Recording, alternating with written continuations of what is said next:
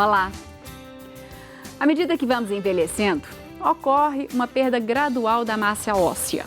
Os ossos ficam mais frágeis e, por isso, mais propensos a fraturas. Esse processo é chamado de osteoporose.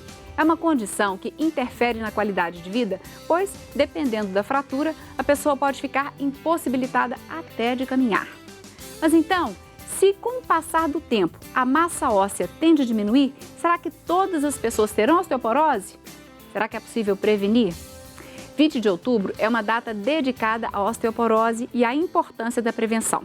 Por isso, esse é o tema do nosso debate de hoje e nós vamos aproveitar para esclarecer algumas dúvidas. Por exemplo, qual a diferença entre osteopenia e osteoporose?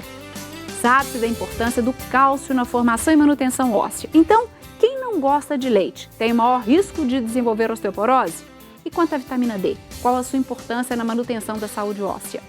E a pessoa que já está com osteoporose pode fazer exercício físico? Mulheres na menopausa têm risco maior de desenvolver a doença? Bom, como diminuir esse risco? Essas são apenas algumas questões que serão debatidas no nosso programa. Aproveite para esclarecer a sua dúvida, então fique com a gente e participe. Está no ar, Pense Saúde.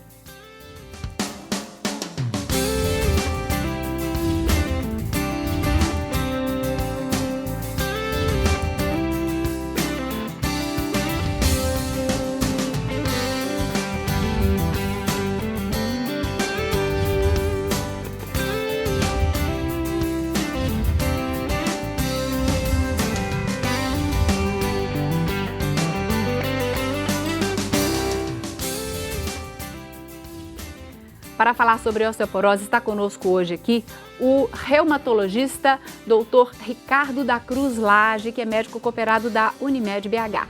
E eu gosto que você participe com a gente do debate, com a sua dúvida, pergunta, comentário, até mesmo depoimento. Isso pode ser feito por telefone ou pelo WhatsApp. A pergunta, então, por telefone é no número 3209-0119 e pelo WhatsApp é 9942-8473, repetindo, 9942, agora nós temos até um 9 a mais, é 9942-8473, lembrando o código de área 31.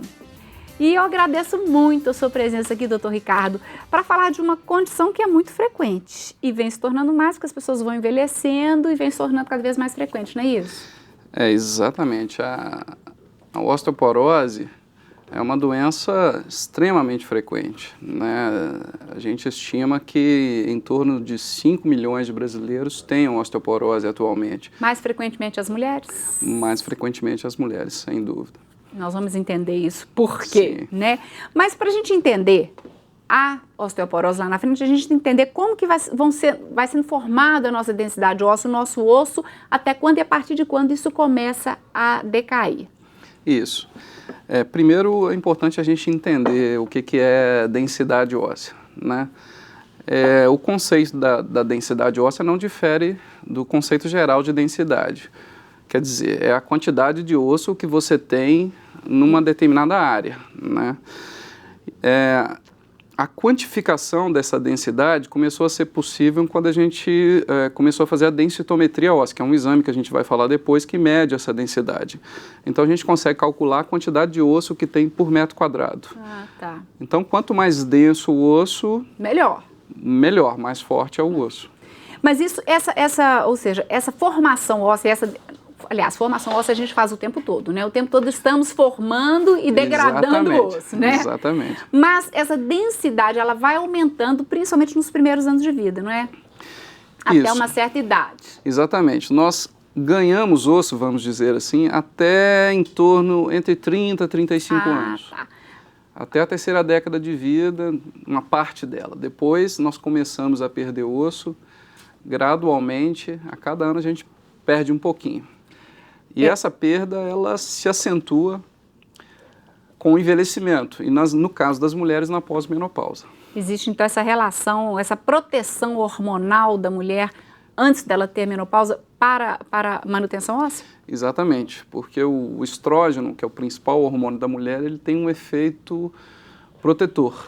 Ele ajuda na formação óssea. Então, a mulher entra na menopausa, ela para de produzir, não é que interrompe totalmente, mas ela diminui a produção desses hormônios e ela passa a perder massa óssea com mais intensidade.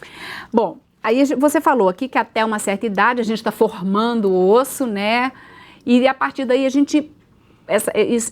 há uma interrupção nessa formação ainda, claro que existe sempre uma renovação, mas a formação óssea. Então, a partir daí todo mundo então está sujeito a ter uma osteopenia. O que é osteopenia? Na verdade, como eu falei da densitometria, né, a osteopenia surgiu a partir de um conceito da densitometria. O que é isso? Nós hoje somos capazes de medir a massa óssea de cada indivíduo. E a partir dessas medidas definiu-se o que é o padrão.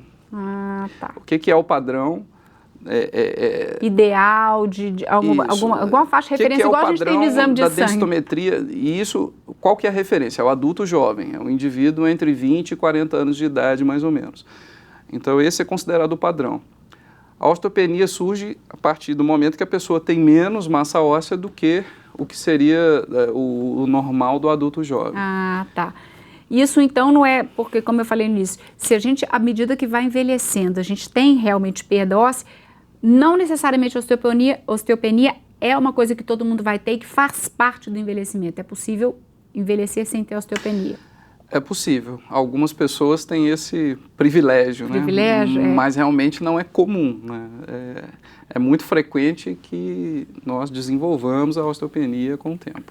Então vamos pensar, já que você disse que a gente vai ao longo do tempo formando e a gente precisa de matéria-prima, de que maneira a gente vai fazendo essa poupança lá para o futuro? E o que é importante a gente ter como poupança para ter uma boa formação óssea?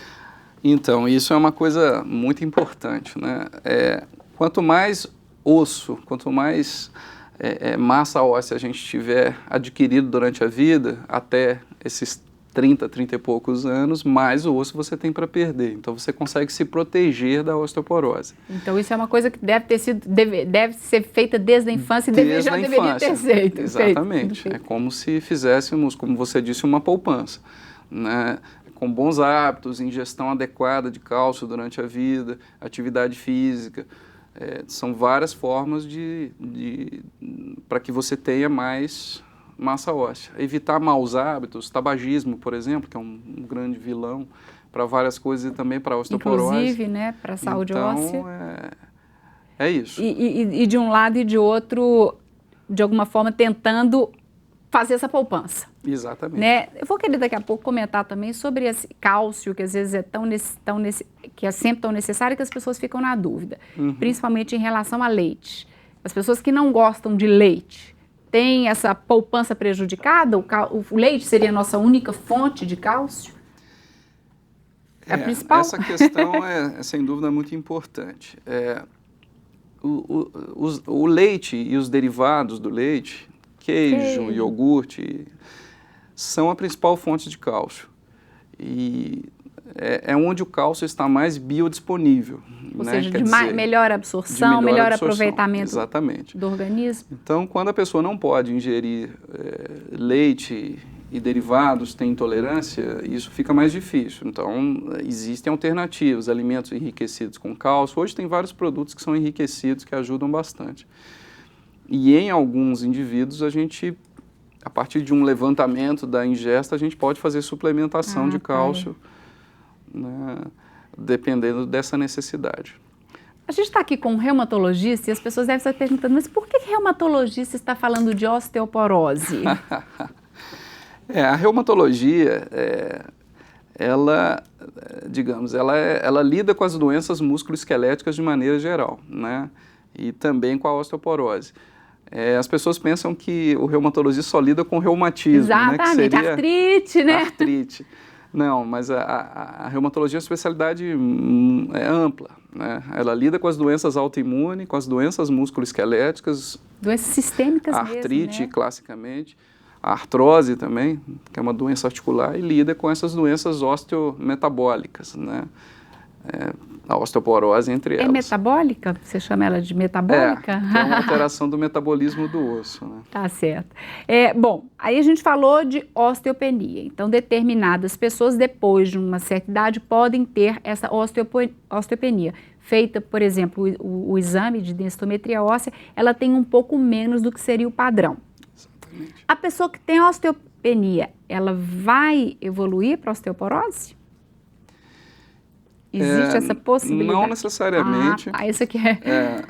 Existem formas, quando nós detectamos a osteopenia, nós entramos com medidas para tentar prevenir a progressão para a osteoporose, né? Ou tentar retirar fatores de risco, ou tentar melhorar os hábitos da pessoa, ou suplementação. Né? Então, existe como interromper esse processo. Exatamente. Então, nós vamos entender daqui a pouco, no próximo bloco, então, o que é a osteoporose, né? Que diferença é? Uma coisa é você já ter uma diminuição da densidade óssea, já ter começado a perceber que o seu osso já não é tão forte como já foi, mas ainda não é osteoporose. Então, o que diferencia um do outro? Mas daqui a pouco você vai explicar isso pra gente. Nós vamos também conhecer alguns casos. Vamos conhecer, na verdade, um caso de uma senhora que tem osteoporose, como que ela está fazendo, e também algumas orientações de nutricionista com relação à boa alimentação ou à prevenção. Nós estamos, então, conversando hoje sobre osteoporose, falamos também de osteopenia e lembramos que você pode participar conosco por telefone ou por WhatsApp. Lembrando que o número do telefone é 3209-0119 e o nosso WhatsApp é 99642-8473. Vou repetir, 99642-8473, código de área 31. Bom, nós vamos para um rápido intervalo, mas essa conversa continua daqui a pouco, então voltamos já já.